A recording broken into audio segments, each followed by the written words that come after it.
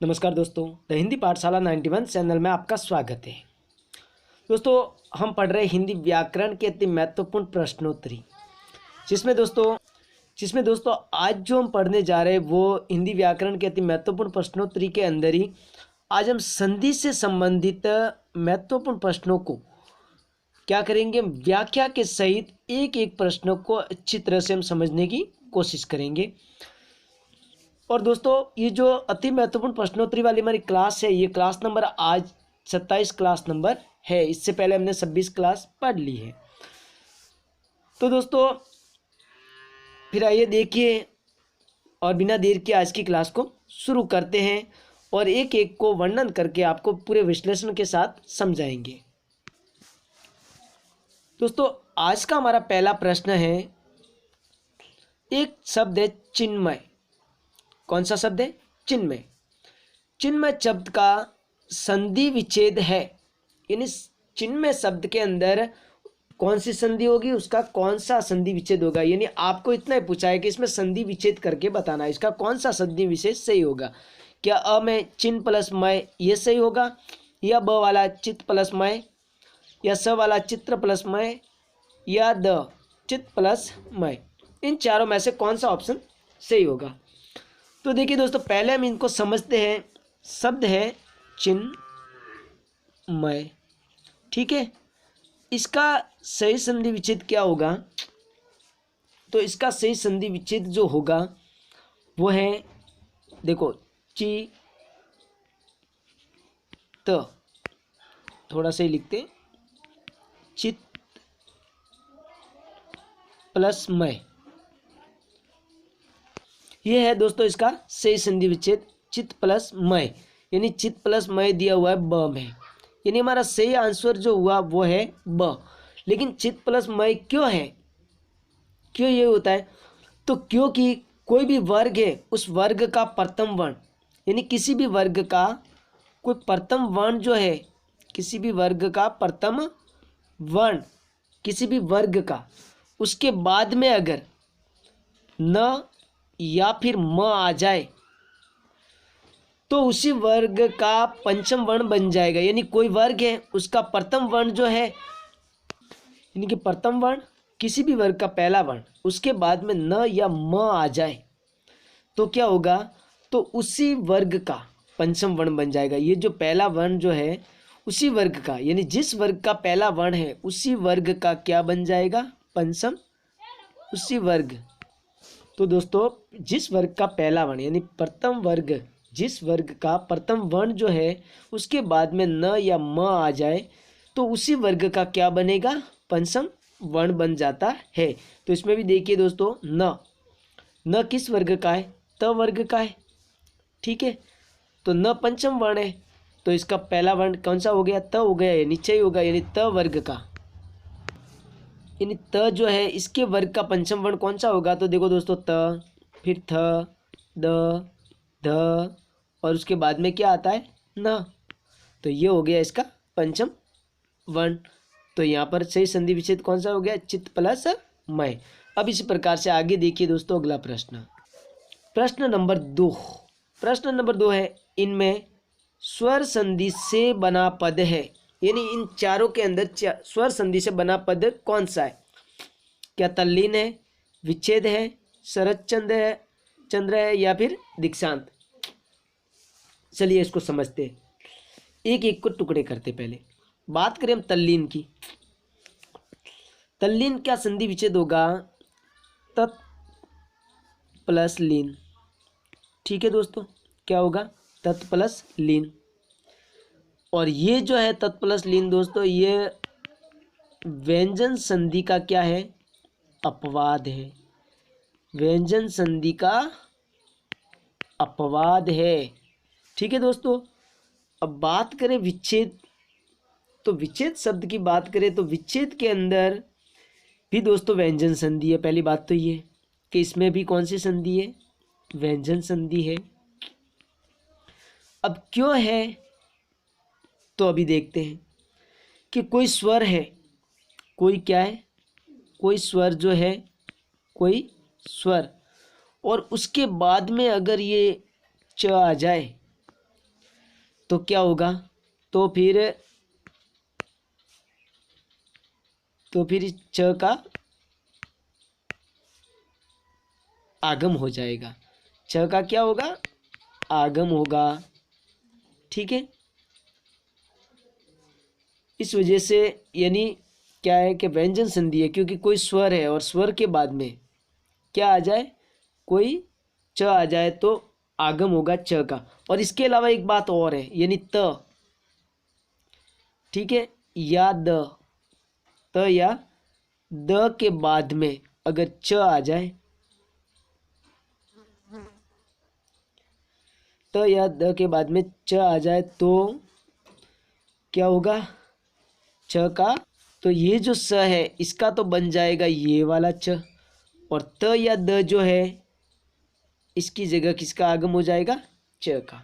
ठीक है दोस्तों, आपको याद रखना है, आपको इतना याद रखना है कि कोई स्वर है उसके बाद में अगर ये वाला च आ जाए तो च का आगम होता है।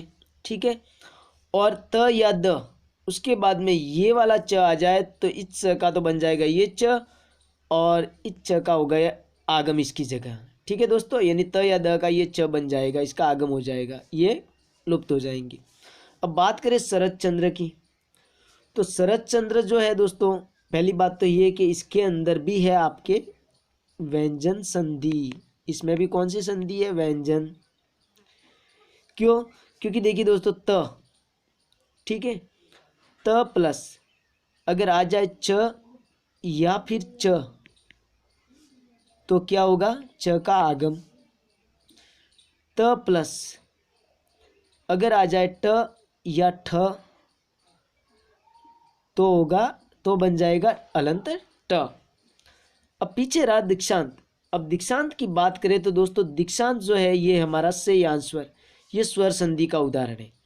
क्यों, क्योंकि देखिए दोस्तों दीक्षांत शब्द है, क्या है, दीक्षांत। अब ऊपर बिंदी लगाओ या अलंत न लगाओ एक ही बात है। इसके अंदर दीक्षांत में आ टूट रहा है, क्या टूट रहा है, आ, और आ बना हुआ है दीक्षांत, यानी दीक्षा, यानी आ जो है वो आ प्लस अ से मिलकर बना हुआ है। यानी आ जो है अ प्लस अ से भी आ बनता है, अ प्लस आ से भी आ बनेगा, आ प्लस अ में जोड़ोगे तो भी आ बनेगा, और आ प्लस आ जोड़ने पर भी क्या बनेगा, आ। तो आ प्लस अ होने की वजह से ये है स्वर संधि। इसी प्रकार से आगे देखिए दोस्तों, प्रश्न नंबर 3, तीसरा जो प्रश्न है वो है इनमें से एक पद में संधि व समास दोनों है।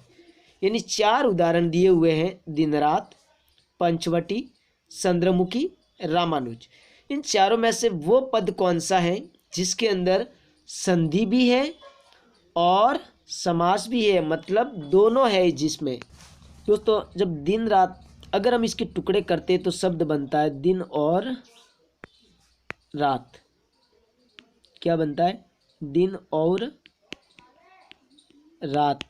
ठीक है, दिन और रात, यानी इसके अंदर कौन सा समास है, द्वंद्व समास है इसमें तो। ठीक है दोस्तों, इसमें तो है द्वंद्व समास और शब्द का लोप है। बात करें पंचवटी की, तो 5 वटों का समूह, इसका जब विच्छेद करते तो क्या बनता है, 5 वटों का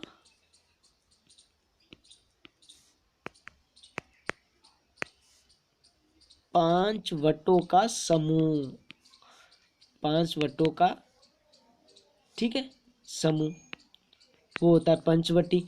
तो दोस्तों इसके अंदर समास हुआ कौन सा, द्विगु समास। कौन सा है, द्विगु, ये है दोस्तों द्विगु समास। अब बात करें चंद्रमुखी की, तो चंद्रमुखी चंद्रमा के समान मुख, किसके समान, चंद्रमा के, चंद्रमा के समान मुख दोस्तों, तो ये हो गया आपके कर्मधारय समास, कर्मधारय समास। ठीक है दोस्तों, इन तीनों के अंदर केवल समास है, संधि नहीं हो रही है विग्रह करने पर। लेकिन अब रामानुज की बात करें तो इसका हम विग्रह करेंगे तो बनता है, देखो दो तरह से बनेगा। एक तो बनेगा राम का अनुज, राम का अनुज, यानी इस प्रकार से देखे तो ये हो गया तत्पुरुष समास, राम का अनुज तत्पुरुष समास। और दूसरी इसकी संधि विशेष करें तो बनता है राम प्लस अनुज, राम प्लस अनुज, रामानुज। यानी इसके अंदर जो रामानुज जो शब्द है इसमें आ टूट रहा है। क्या टूट रहा है? आ। और आ रामानुज यानी अ प्लस अ, राम प्लस अनुज, रामानुज। तो इसमें ये तो है संधि, कौन सी? दीर्घ संधि, स्वर संधि है, स्वर का भेद है, दीर्घ संधि। और तत्पुरुष समास है इसके अंदर, मतलब रामानुज के अंदर संधि और समास दोनों है। अब इसी प्रकार से अगला प्रश्न दोस्तों, प्रश्न नंबर 4 है, दैत्य प्लस अरि दैत्यारी होता है। ये एक उदाहरण दिया हुआ है, दैत्य प्लस अरि क्या होता है? दैत्यारी। ये एक उदाहरण है, कौन सी संधि का है? व्यंजन संधि, स्वर संधि, विसर्ग संधि या इनमें से कोई नहीं। दोस्तों बात करें, शब्द है दैत्यारी। क्या है? दैत्यारी। अब इसे विसर्ग देखकर कंफ्यूज हो सकता है आपके, विसर्ग संधि भी हो सकता है, लेकिन इसमें दोस्तों विसर्ग संधि नहीं है। क्यों नहीं है? क्योंकि देखो यहाँ पर जो है ये आ टूट रहा है। क्या टूट रहा है? आ। और आ किस में टूट रहा है? अ प्लस अ में। ठीक है, आ टूट रहा है अ प्लस अ, यानी शब्द बन रहा है दैत्य प्लस अरि, दैत्य प्लस अरि। आ टूट रहा है और आ जो है ये क्या है? दीर्घ स्वर है। कैसा स्वर है? यह है दीर्घ स्वर। तो इसके अंदर है दीर्घ स्वर, यानी दीर्घ स्वर संधि। मतलब उदाहरण में दी हुई है यहाँ पर व्यंजन, स्वर और विसर्ग। तो हमारा सही आंसर कौन सा है? स्वर संधि। ठीक है दोस्तों, अब इसी प्रकार से अगले प्रश्न पे चलते हैं। दोस्तों आज का हमारा लास्ट प्रश्न, प्रश्न नंबर 5, जो संधि से संबंधित है। इसमें भी एक उदाहरण है कि क प्लस अपि, क प्लस अपि की संधि होगी। ये विच्छेद दिया हुआ है, टुकड़े किए हुए दिए हुए, क प्लस अपि। तो इसकी संधि क्या होगी? कपि, कपि, कपि या कोपि। इन चारों में से कौन सी होगी, यानी कौन सा सही होगा? चलो देखते हैं। दोस्तों पहली बात तो ये कि इसका सही आंसर होगा कोपि। क्या होगा? कोपि। अब क्यों होगा तो चलो इसको समझते हैं। विसर्ग, ये है विसर्ग, और विसर्ग से पहले दिया हुआ है क। दोस्तों क्या दिया हुआ है? क।